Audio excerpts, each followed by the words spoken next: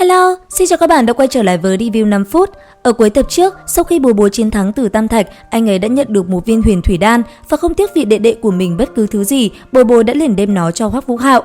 Lúc này, đang chìm trong giấc ngủ, nhưng Hoắc Vũ Hạo vẫn cảm nhận được cơ thể vô cùng thoải mái, có thể dễ dàng trông thấy một tầng hơi nước đang lượn lờ bao phủ trong cơ thể hắn. Điều làm hắn ngạc nhiên là luồng hơi nước kia sau khi đi một vòng quanh cơ thể hắn đã giải quyết hết các tạp chất bám bên trong, khiến Hoắc Vũ Hạo như được thoát thai hoán cốt. Cho đến khi tỉnh lại, Hoắc Vũ Hạo thúc giục hồn lực vận chuyển theo Huyền Thiên Công thì hắn phát hiện tốc độ vận chuyển tăng lên gấp 3 đến 5 lần. Tất cả các kinh mạch tự hồ đã được khai thông, tứ chi cùng tất cả các lỗ chân lông đều nở rộng vô cùng thoải mái. Sau khi được cải tạo thân thể, quầng sáng đầu tiên trong 10 quầng sáng bị Tiên Mộ Băng Tẩm phong ấn đã hiện ra vết nứt. Năng lượng trong đó cũng theo khe hở này mà hòa nhập vào cơ thể của Hoắc Vũ Hạo, cho nên so với tu vi, tinh thần lực của hắn càng tăng lên nhiều hơn. Không chỉ thế, từ cực ma đồng của hắn cũng có tiến hóa, đến cả cấp bậc hồn lực cũng gia tăng không nhỏ. Đây có lẽ là lần thay ra đổi thịt lớn nhất của Hoắc Vũ Hạo từ khi đến học viện Sử Lai Khắc. Tâm trạng của hắn không thể nghi ngờ là hiện tại vô cùng phấn khích, thế nhưng đúng lúc này, Phương Đông nhắc nhở hắn mau lên lớp. Hôm nay có tiết của Chui lão sư, nếu bọn họ đi muộn, hậu quả không thể lường trước được. Bởi vậy, cả hai mau chóng đi đến khu giảng đường. Vừa vào lớp, Chui đứng phía sau bục giảng, khuôn mặt vẫn ôn hòa, nhưng các học viên phía dưới luôn ngồi thẳng lưng, không bao giờ dám mất tập trung. Sau khi tiết học kết thúc, bà trầm giọng nói: đã 3 tháng kể từ lúc khai giảng, kỳ sát hạch cũng sắp đến rồi. Thông qua sát hạch, các người mới chính thức trở thành đệ tử năm nhất, trở thành một thành viên của học viện. Theo đánh giá của ta, nếu không có gì bất ngờ, toàn bộ các ngươi đều có thể thuận lợi vượt qua kỳ sát hạch này. Chui nhìn Hoắc Vũ Hạo, phất phất tay. Hoắc Vũ Hạo lập tức hiểu ý, vội vàng bước đến nhận lấy một chồng giấy từ tay Chui. Không cần đợi nàng nói, hắn đã bước xuống phát cho các học viên. Giọng nói nội lực của Chui cũng tiếp tục vang lên. Sau khi sát hạch tân sinh kết thúc, mỗi người sẽ được định hướng tu luyện theo thiên phú riêng, tất cả ghi ra phương hướng tu luyện của mình rồi nộp lại đây cho ta. Phương hướng tu luyện trong lời nàng chính là các loại hồn sư, ví dụ như tấn công, phòng ngự, khống chế, hỗ trợ. 3 tháng đầu tất cả sẽ học cùng nhau, nhưng bắt đầu vào năm nhất sẽ chia ra, các hồn sư tu luyện phương hướng khác nhau, tất nhiên không thể học chung. Kết thúc buổi học, Hoắc Vũ Hạo cùng Vương Đông trở về ký túc xá tu luyện.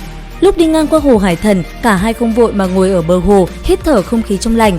Sau khi từ cực ma đồng của Hoắc Vũ Hạo tiến hóa, tầm mắt cũng tăng lên rất nhiều, không cần dùng hồn lực vẫn có thể nhìn được khá xa. Hắn nhìn thấy ẩn hiện phía xa mặt hồ là một dãy phòng xá, nhớ lại lời Tiểu Nhã và Bối Bối đã nói, nơi đó hẳn là nội viện. Đại sư huynh ưu tú như thế, vẫn phải học ở ngoại viện, đám đệ tử học viện sẽ là quái vật gì đây? Đang suy nghĩ thì hắn bỗng thấy một điểm đỏ từ phía nội viện đang tiến lại gần. Tốc độ người kia thật sự quá kinh khủng, chỉ một lát sau đã gần đến bờ hồ. Lúc này, Hoắc Vũ Hạo đã nhìn khá rõ, người này toàn thân màu đỏ phát ra khí thế khủng khiếp. Khi cô gái kia tiến lại gần, không khí trở nên cực nóng, Phương Đông và Hoắc Vũ Hạo có cảm giác đang như ở giữa biển lửa. Hai cánh phía sau Phương Đông cong lại, sau đó khép vào rồi biến mất, hai người lại rơi xuống mặt đất. Trong phút chốc, toàn bộ cỏ cây xung quanh đã biến thành vàng khô. Tu vi quá chênh lệch, Phương Đông vừa định phóng thích hồn kỹ đã bị khí nóng ập vào, thét lên đau đớn rồi lập tức hôn mê. Tuy tu vi Hoắc Vũ Hạo không bằng Vương Đông, nhưng hắn lại có một vũ hồn băng chưa thành hình. Bị không khí nóng rực xung quanh kích thích, vũ hồn băng của hắn lập tức kích phát, nhưng hồn lực cấp 12 đỉnh phong vừa phát ra đã bị khí nóng xung quanh thiêu đốt sạch sẽ. Lúc này, người kia đã đánh tới.